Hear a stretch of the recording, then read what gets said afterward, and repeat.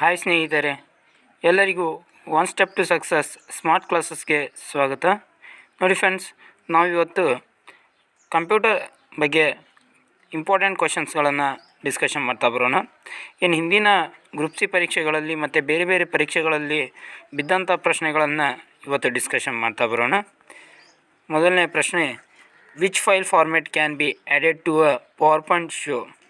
Power point ಶೋನಲ್ಲಿ ನಾವು ಯಾವ ಫೈಲ್ ಫಾರ್ಮ್ಯಾಟನ್ನು ಆ್ಯಡ್ ಮಾಡ್ಬೋದು ಅಂತೇಳಿ ಕೇಳಲಾಗಿದೆ. ಇದಕ್ಕೆ ಸರಿಯಾದ ಉತ್ತರ ಆಲ್ ಆಫ್ ದೀಸ್. GIF ಫಾರ್ಮ್ಯಾಟನ್ನು ಆ್ಯಡ್ ಮಾಡ್ಬೋದು, JPG ಫಾರ್ಮ್ಯಾಟನ್ನು ಆ್ಯಡ್ ಮಾಡ್ಬೋದು, WAV ಫಾರ್ಮ್ಯಾಟನ್ನು ಕೂಡ ನಾವು ಆ್ಯಡ್ ಮಾಡ್ಬೋದು ಯಾವುದರಲ್ಲಿ, ಪವರ್ ಪಾಯಿಂಟ್ನಲ್ಲಿ. Next, firmware is stored in. Firmware ಅನ್ನೋದು ಎಲ್ಲಿ ಸ್ಟೋರ್ ಆಗಿರುತ್ತೆ ಅಂತ ಕ್ವಶನ್ ಕೇಳಲಾಗಿದೆ. ಇದಕ್ಕೆ ಸರಿಯಾದ ಉತ್ತರ ರೋಮ್ನಲ್ಲಿ ಸ್ಟೋರ್ ಆಗಿರುತ್ತೆ. ರೋಮ್ನ ವಿಸ್ತೃತ ರೂಪ ರೀಡ್ ಓನ್ಲಿ ಮೆಮರಿ. ಏನು? Read only memory. Read only memory ಅನ್ನೋದು ರೋಮ್ನ ವಿಸ್ತೃತ ರೂಪವಾಗಿದೆ. Which of the following does not belong to the group?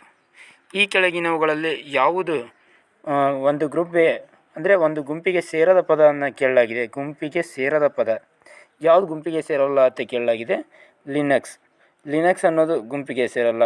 ಉಳಿದಂಥ ವಿಂಡೋಸ್, ಆ್ಯಂಡ್ರಾಯ್ಡ್ ಮತ್ತು ಲಾಲಿಪಾಪ್ ಇವು ಮೂರು ಕೂಡ ಏನಾಗುತ್ತೆ? ಆಪ್ರೇಟಿಂಗ್ ಸಿಸ್ಟಮ್ ಆಗುತ್ತೆ.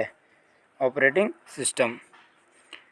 Next, a laser printers speed is measured in. Laser ಪ್ರಿಂಟರ್ನ ಸ್ಪೀಡನ್ನು ಯಾವುದರಲ್ಲಿ ಅಳತೆ ಮಾಡಲಾಗುತ್ತೆ ಅಂತ ಕೇಳಲಾಗಿದೆ. ಇದಕ್ಕೆ ಸರಿಯಾದ ಉತ್ತರ PPM. PPMನಲ್ಲಿ ಅಳತೆ ಮಾಡಲಾಗುತ್ತೆ. Keys use to perform undo in MS word. MS ವರ್ಡ್ನಲ್ಲಿ ಹಿಮ್ಮೈತಿ ಅಂದರೆ ಅಂಡೋ ಅಂದರೆ ಹೀಗೆ ಮಾಡಿರುವಂಥ ಕೆಲಸವನ್ನು ರಿಪೀಟಾಗಿ ತೊಗೊಳ್ಳೋಕ್ಕೆ ಯಾವುದು ಕೀಯನ್ನು ಯೂಸ್ ಮಾಡ್ತೀವಿ ಅಂದರೆ ಅಂಡೋ ಮಾಡೋಕ್ಕೆ Ctrl Z ಅನ್ನು ಯೂಸ್ ಮಾಡ್ತೀವಿ. ಯಾವುದು? Ctrl Z. File name extension indicates. File name extension ಏನನ್ನು ತೋರಿಸ್ತೈತಿ, ಏನನ್ನು ಇಂಡಿಕೇಟ್ ಮಾಡ್ತೈತೆ ಅಂತ ಪ್ರಶ್ನೆಯನ್ನು ಕೇಳಲಾಗಿದೆ. ಇದಕ್ಕೆ ಸರಿಯಾದ ಉತ್ತರ ಟೈಪ್ ಆಫ್ ಕಂಟೆಂಟ್ ಫೈಲ್. ಅದು ಯಾವ ರೀತಿಯ ಫೈಲ್ ಇದೆ ಅನ್ನೋದನ್ನು ತೋರಿಸ್ಕೊಡೋದು ಯಾವುದು? File name extension name of the file. Storage capacity of DVD. DVDನ ಸ್ಟೋರೇಜ್ ಕೆಪಾಸಿಟಿ ಎಷ್ಟಿದೆ ಅಂತ ಪ್ರಶ್ನೆಯನ್ನು ಕೇಳಲಾಗಿದೆ. ಇದಕ್ಕೆ ಸರಿಯಾದ ಉತ್ತರ 4.7 GB. 4.7 GB ಅನ್ನೋದು DVDಯನ್ನು ಇದು ಸ್ಟೋರೇಜ್ ಕೆಪಾಸಿಟಿ ಆಗಿದೆ. DVDನ ವಿಸ್ತೃತ ರೂಪ ನೋಡ್ತಾ ಬರೋದಾದರೆ digital video disc. Digital video disc ಅಥವಾ ಡಿಜಿಟಲ್ ವರ್ಸಟೈಲ್ ಡಿಸ್ಕ್ ಅಂತ ಕೂಡ ಕರೀತಾರೆ. ಏನಂತ ಕರೀತಾರೆ? ಡಿಜಿಟಲ್ ವಿಡಿಯೋ ಡಿಸ್ಕ್ ಅಥವಾ ಡಿಜಿಟಲ್ ವರ್ಸಟೈಲ್ ಡಿಸ್ಕ್. ಇವೆರಡು ಸರಿಯಾದ ಉತ್ತರ ಆಗುತ್ತೆ. ಹೌದಾ? ಅದೇ ರೀತಿಯಾಗಿ CD ಕೆಪಾಸಿಟಿ 700 MB ಅನ್ನೋದೇನು? ಇದು CDಯ ಕೆಪಾಸಿಟಿ ಆಗಿದೆ, ಸ್ಟೋರೇಜ್ ಕೆಪಾಸಿಟಿ. ನೆಕ್ಸ್ಟ್, ವ್ಯಾನ್ ಸ್ಟ್ಯಾಂಡ್ಸ್ ಫಾರ್. ಇದಕ್ಕೆ ಸರಿಯಾದ ಉತ್ತರ wide area network. Wide area network ಅನ್ನೋದು ವ್ಯಾನ್ನ ವಿಸ್ತೃತ ರೂಪವಾಗಿದೆ. 1 KB of memory is equal to 1 KB ಎನ್ನುವಂಥ ಮೆಮರಿ ಅದು ಯಾವುದಕ್ಕೆ ಸಮನಾಗಿದೆ ಅಂತ ಕೇಳಲಾಗಿದೆ. ಇದಕ್ಕೆ ಸರಿಯಾದ ಉತ್ತರ 1024 bytes. 1 KB is equal to 1024 bytes. Process of eliminating errors in computer programs is known as. Computer ಪ್ರೋಗ್ರಾಮ್ನಲ್ಲಿರುವಂಥ ಏನಾದರೂ ಒಂದು ಎರರ್ ಅಂದರೆ ತಪ್ಪುಗಳನ್ನು ಕಂಡುಹಿಡಿಯುವಂಥ ಪ್ರೊಸೆಸ್ಸನ್ನು ಏನಂತ ಕರಿತೀವಪ್ಪ ಅಂದರೆ ಡಿಬಗ್ಗಿಂಗ್ ಅಂತ ಕರಿತೀವಿ. ಏನಂತ ಕರಿತೀವಿ? Debugging. C is a or an example ಅಂದರೆ ಡ್ಯಾಶ್ ಲ್ಯಾಂಗ್ವೇಜ್. ಸಿ ಅನ್ನೋದು ಯಾವ ಲ್ಯಾಂಗ್ವೇಜ್ ಅಂತ ಪ್ರಶ್ನೆಯನ್ನು ಕೇಳಲಾಗಿದೆ. ಇದಕ್ಕೆ ಸರಿಯಾದ ಉತ್ತರ ಹೈ ಲೆವೆಲ್ ಲ್ಯಾಂಗ್ವೇಜ್. ಯಾವ ಲ್ಯಾಂಗ್ವೇಜ್? High level language. ಹಾಗಾದರೆ ಮೊದಲ ಹೈ ಲೆವೆಲ್ ಲ್ಯಾಂಗ್ವೇಜ್ ಅಂದರೆ ಫಸ್ಟ್ ಹೈ ಲೆವೆಲ್ ಲ್ಯಾಂಗ್ವೇಜ್ ಯಾವುದು? ಫೋರ್ಟಾನ್. ಯಾವುದು? ಫೋರ್ಟಾನ್ ಅಂತ ಕರೀತಾರೆ. ಇದನ್ನು ಫಾರ್ಮುಲಾ ಟ್ರಾನ್ಸ್ಲೇಷನ್ ಅಂತ ಕರೀತಾರೆ. ಇದರ ವಿಸ್ತೃತ ರೂಪ formula translation. Next, 1 byte of memory is equal to 1 byte memory ಯಾವುದಕ್ಕೆ ಸಮಾನವಾಗಿದೆ ಅಂತ ಕೇಳಲಾಗಿದೆ. ಇದಕ್ಕೆ ಸರಿಯಾದ ಉತ್ತರ 8 ಬಿಟ್ಸ್. 8 ಬಿಟ್ಸ್ಗೆ 1 ಬೈಟ್ ಈಕ್ವಲ್ ಆಗುತ್ತೆ, ಅಂದರೆ ಸಮಾನವಾಗಿದೆ. ಮ್ಯಾನ್ ಸ್ಟ್ಯಾಂಡ್ಸ್ ಫಾರ್, ಮ್ಯಾನ್ನ ವಿಸ್ತೃತ ರೂಪ ಕೇಳಲಾಗಿದೆ. ಇದಕ್ಕೆ ಸರಿಯಾದ ಉತ್ತರ metropolitan area network.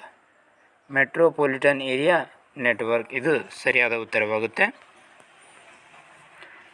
Floppy disk is floppy disk ಅನ್ನೋದು ಏನಂತ ಪ್ರಶ್ನೆ ಇದೆ. ಇದಕ್ಕೆ ಸರಿಯಾದ ಉತ್ತರ ಸೆಕೆಂಡರಿ ಮೆಮರಿ. ಫ್ಲಾಪಿ ಡಿಸ್ಕ್ ಅನ್ನೋದು ಒಂದು secondary memory. The maximum zoom percentage in Microsoft power point is, Microsoft ಪವರ್ ಪಾಯಿಂಟ್ನಲ್ಲಿ ಮ್ಯಾಕ್ಸಿಮಮ್ ಜೂಮ್ ಕೆಪ್ಯಾಸಿಟಿ ಎಷ್ಟಿದೆ ಅಂತ ಪ್ರಶ್ನೆಯನ್ನು ಕೇಳಲಾಗಿದೆ. ಇದಕ್ಕೆ ಸರಿಯಾದ ಉತ್ತರ 400%. ಎಷ್ಟಿದೆ? 400% ಮ್ಯಾಕ್ಸಿಮಮ್ ಜೂಮ್ ಕೆಪ್ಯಾಸಿಟಿ ಇದೆ. ಯಾವುದರಲ್ಲಿ? ಮೈಕ್ರೋಸಾಫ್ಟ್ ಪವರ್ ಪಾಯಿಂಟ್ನಲ್ಲಿ. Notepad does not have this option, Notepad ಈ ಆಪ್ಷನನ್ನು ಹೊಂದಿಲ್ಲ ಅಂತ ಪ್ರಶ್ನೆಯನ್ನು ಕೇಳಲಾಗಿದೆ. ಇದಕ್ಕೆ ಸರಿಯಾದ ಉತ್ತರ ಟೆಕ್ಸ್ಟ್ ಅಲೈನ್ಮೆಂಟ್. ಯಾವುದು? ಟೆಕ್ಸ್ಟ್ ಅಲೈನ್ಮೆಂಟನ್ನು ಏನು ಮಾಡಿಲ್ಲ, ನೋಟ್ಪ್ಯಾಡ್ ಹೊಂದಿಲ್ಲ.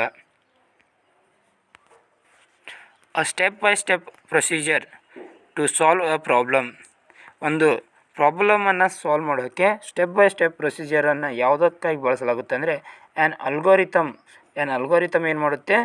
ಇದು ಸ್ಟೆಪ್ ಬೈ ಸ್ಟೆಪ್ ಪ್ರೊಸೀಜರನ್ನು ಬಳಸಿ ಒಂದು ಪ್ರಾಬ್ಲಮನ್ನು ಸಾಲ್ವ್ ಮಾಡುತ್ತೆ. Keys use to switch from one program to another, ಯಾವ ಕೀಯನ್ನು ನಾವು ಒಂದು ಪ್ರೋಗ್ರಾಮಿಂದ ಇನ್ನೊಂದು ಪ್ರೋಗ್ರಾಮ್ಗೆ ಹೋಗೋಕ್ಕೆ ಯೂಸ್ ಮಾಡ್ತೀವಪ್ಪ ಅಂದರೆ ಆಲ್ಟ್ ಪ್ಲಸ್ ಟ್ಯಾಬ್. ಯಾವುದನ್ನು ಬಳಸ್ತೀವಿ? Alt plus tab. For large networks dash topology is used, ಯಾವ ಟೋಪೋಲಜಿಯನ್ನು ದೊಡ್ಡ ನೆಟ್ವರ್ಕ್ಗಳಲ್ಲಿ ಯೂಸ್ ಮಾಡ್ತೀವಿ ಅಂತೇಳಿ ಪ್ರಶ್ನೆಯನ್ನು ಕೇಳಲಾಗಿದೆ. ಇದಕ್ಕೆ ಸರಿಯಾದ ಉತ್ತರ ಸ್ಟಾರ್ ಟೋಪೋಲಜಿ. ಸ್ಟಾರ್ ಟೋಪೋಲಜಿಯನ್ನು ಏನು ಮಾಡ್ತೀವಿ ನಾವು? ದೊಡ್ಡ ನೆಟ್ವರ್ಕ್ಗಳಲ್ಲಿ ಬಳಸ್ತೀವಿ. ಕೊನೆಯ ಪ್ರಶ್ನೆ, a hybrid computer can process dash. ಇದಕ್ಕೆ ಸರಿಯಾದ ಉತ್ತರ ಬಾತ್ ಎ ಆ್ಯಂಡ್ ಬಿ.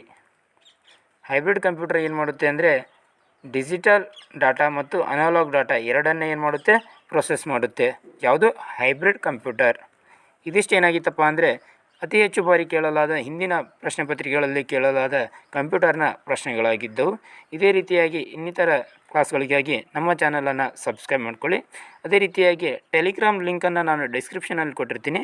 ಇನ್ನು ಯಾರ್ಯಾರು ಟೆಲಿಗ್ರಾಮ್ ಚಾನಲ್ಗೆ ಜಾಯ್ನ್ ಆಗಿಲ್ಲ, ಟೆಲಿಗ್ರಾಮ್ ಚಾನಲ್ಗೆ ಜಾಯ್ನ್ ಆಗಿ ಯಾವುದೇ ಅಪ್ಡೇಟ್ಸ್ ಬಂದರೂ ಕೂಡ ಅತಿ ಶೀಘ್ರದಲ್ಲಿ ನಾನು ಅದನ್ನು ಅಪ್ಡೇಟ್ ಮಾಡ್ತಾ ಇರ್ತೀನಿ. Thank you.